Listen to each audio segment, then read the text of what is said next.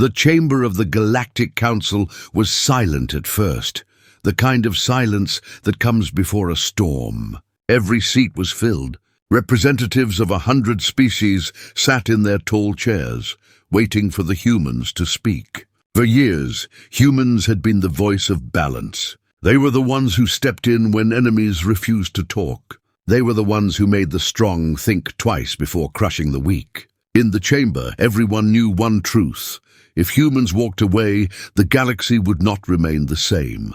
The human delegation stood near the center, their leader in front. His face was calm, but there was no warmth in his eyes. For the first time in decades, he looked at the council not as a partner but as a stranger. His voice never rose, because he did not speak at all. Instead, he turned and began walking toward the exit.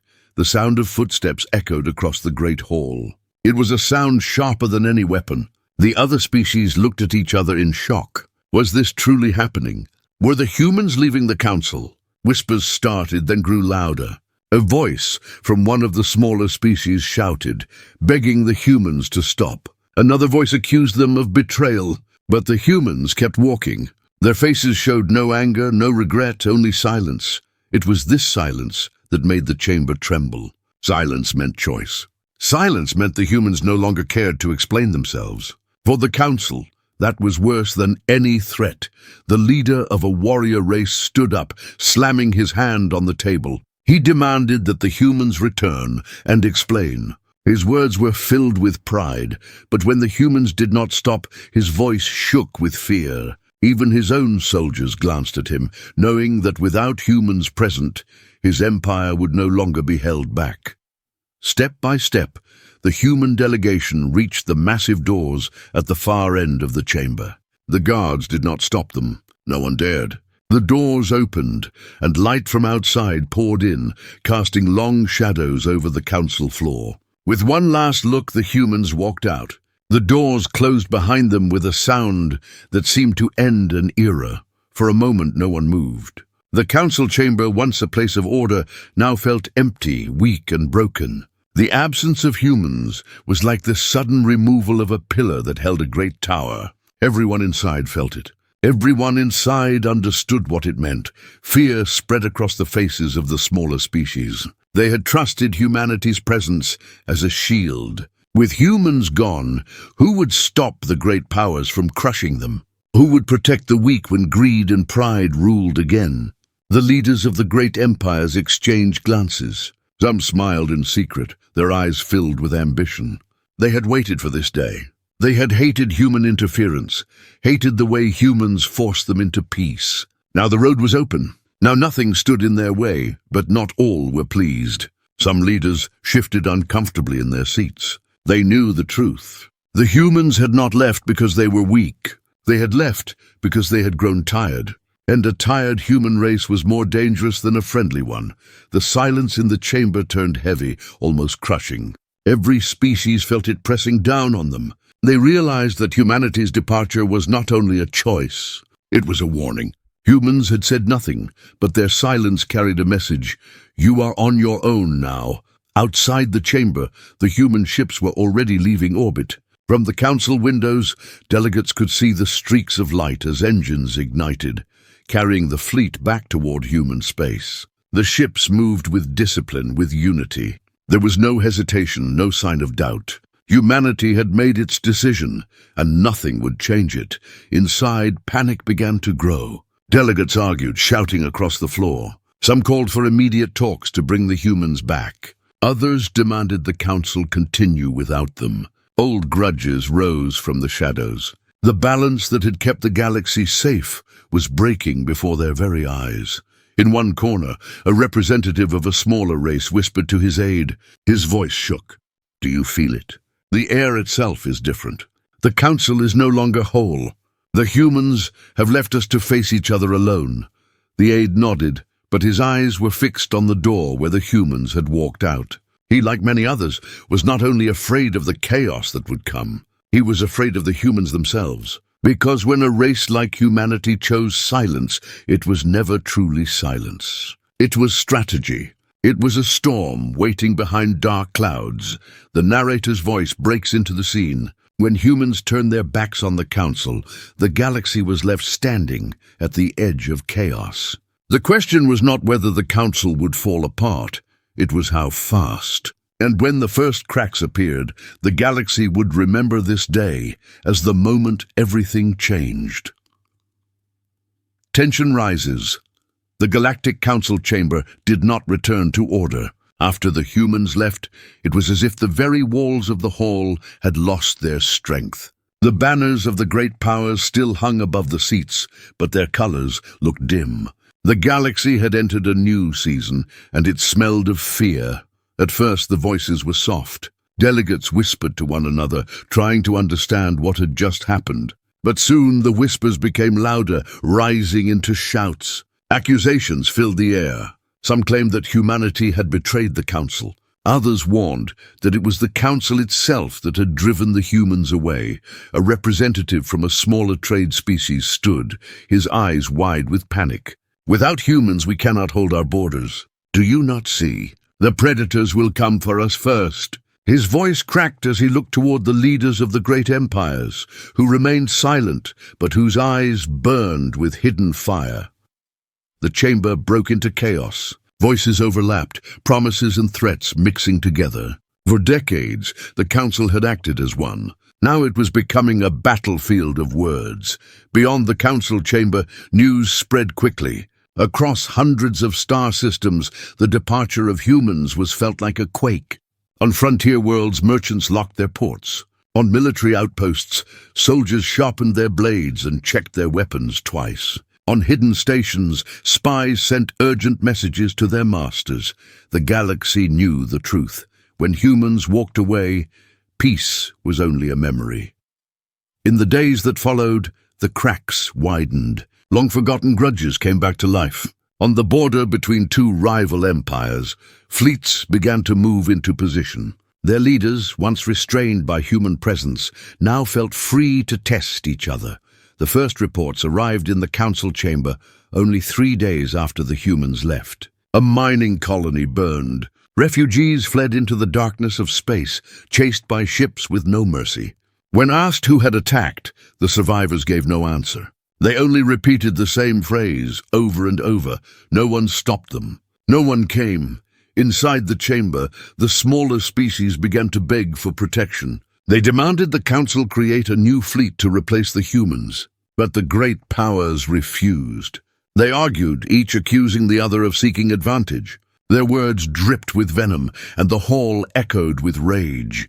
The human seats remained empty, a silent reminder that the galaxy was weaker now. Every time the delegates looked at those empty chairs, they felt the weight of what had been lost. The absence of humanity was louder than any voice in the room.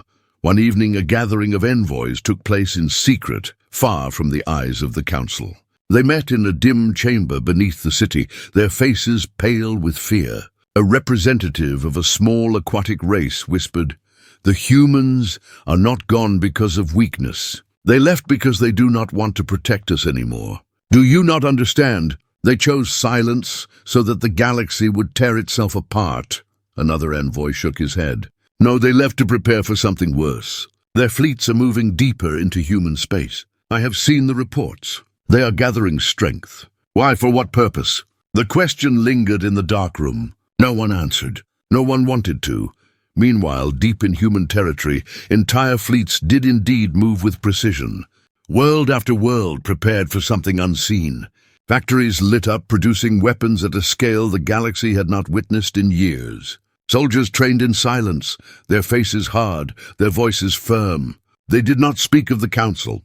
They did not look back. And so the galaxy stood on a knife's edge. On one side was fear, on the other was ambition. Without humans to balance them, every empire felt the pull toward war. The smaller species prayed for stability. The greater powers sharpened their claws. And in the center of it all, silence from Earth spread like a shadow. The narrator's voice rose cold and steady.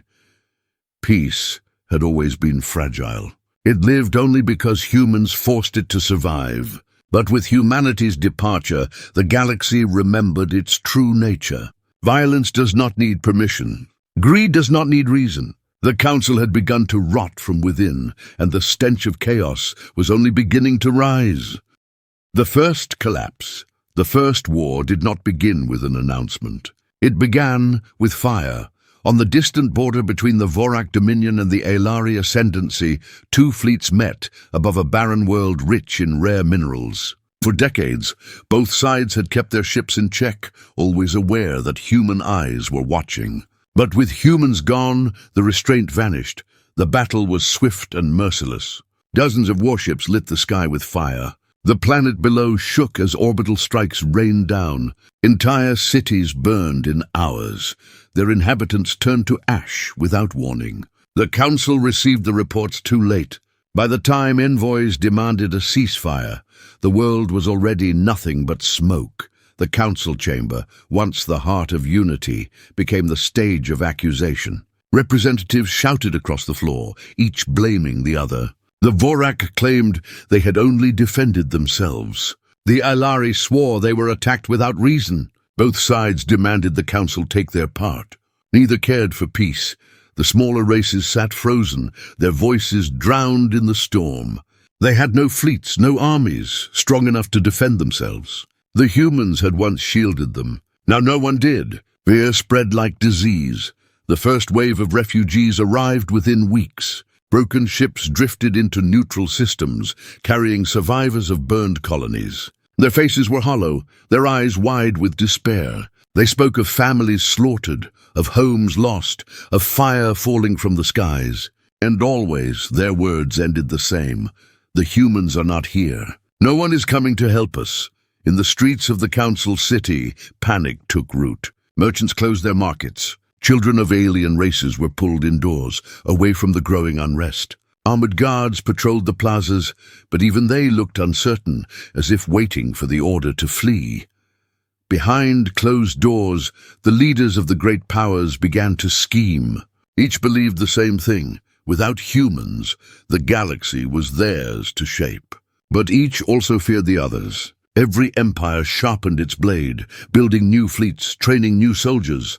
And far away, in the silent reaches of human space, the movements of Earth's fleets grew stranger. Entire armadas vanished into deep space, leaving behind no word, no explanation. Scouts who tried to follow never returned. Whispers spread across the galaxy. The humans are building something. The humans are waiting, but waiting for what? No one knew. The Council tried to act strong. New resolutions were written, long speeches made. But everyone in the chamber could feel it. Words were empty now. Without humans, the Council was like a tower without a foundation, standing only until the next storm. That storm came sooner than expected. Another battle erupted. This time in the shadow of a gas giant where trade lanes crossed. Hundreds of ships fought in the storms of colored clouds, their weapons lighting the darkness. Neutral vessels were caught in the crossfire, destroyed without thought. The galaxy watched in horror as trade collapsed overnight. Fuel shortages spread. Starving colonies begged for aid, but no help arrived. The Council debated for days, while millions died in silence. One representative stood, trembling with rage. His species was small, his voice often ignored. But now he shouted so loud that the chamber fell silent. When the humans were here, none of you dared act this way. Now you fight like beasts, destroying everything. Do you not see? You have already lost. The Council is nothing without them. His words echoed, but no answer came. Not because they did not understand, but because they knew he was right. Beyond the chamber, the galaxy burned. In the shadows of war, old hatreds awoke. Pirates grew bold, striking at weakened trade routes. Slave markets reopened, hidden no longer. Planets turned on their neighbors, desperate to survive. And always, behind the noise of war, there was silence from Earth. The narrator's voice dropped low, sharp as a blade. The first collapse was not the end. It was only the beginning. As flames spread from one world to the next, the galaxy learned a cruel truth. When humanity walked away, it did not leave peace behind. It left hunger. It left fear. And it left a silence more dangerous than any war. The fear of humanity's silence, The wars spread, but the silence of humanity spread faster. Every council session began the same way. Delegates would argue about the latest battles, the latest betrayals, the latest worlds lost to fire. But always their eyes would drift toward the empty human seats. Those empty chairs haunted them more than any enemy fleet. They were symbols of something the galaxy could not understand: choice. The humans had chosen to walk away, and now no one knew why. Rumors spread like shadows. Some whispered that humanity had grown tired of the Council's endless corruption. Others claimed the humans had left because they saw something coming, something the rest of the galaxy could not see. A few even believed that humanity was preparing for a war not against the Council, but against something beyond the stars. The whispers were dangerous, but they spread because no one could prove them false. One night, in a quiet hall beneath the council city, a gathering of envoys met in secret. Their faces were pale, their voices trembling. A representative of the frail, a small insectoid species, leaned forward, his voice almost a hiss. "They are not gone. You all know this. Their fleets are not idle. They are moving. But where?" A delegate of the aquatic Miro answered, her eyes glistening with fear. "My people have seen their ships. Whole armadas vanish into the black, and not one returns. They are building something or waiting for something. I do not know which is worse." The chamber fell silent. Each envoy looked at the others, but none spoke the thought that pressed on their minds. If humans were preparing, then their silence was not retreat. It was strategy. And strategy meant intent. Meanwhile, across the galaxy, more signs appeared. On border worlds once guarded by human patrols, alien scouts now found strange wreckage, ships destroyed with precision as if struck by unseen weapons. No empire claimed responsibility. No pirate groups were blamed. And yet every piece of evidence pointed toward one truth: humans had been there.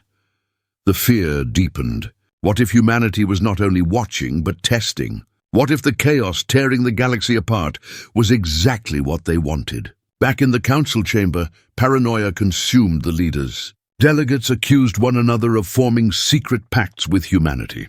Old friends became bitter enemies overnight. One representative, trembling with rage, shouted across the floor, "Do you not see? Their silence is louder than any weapon. They want us to destroy each other, so that when they return, nothing will stand in their way." The chamber erupted in chaos. But beneath the shouting, there was truth. The galaxy had always relied on humanity's voice to guide it. Without that voice, the stars themselves seemed colder, the void more threatening. On distant worlds, children were told frightening stories before sleep.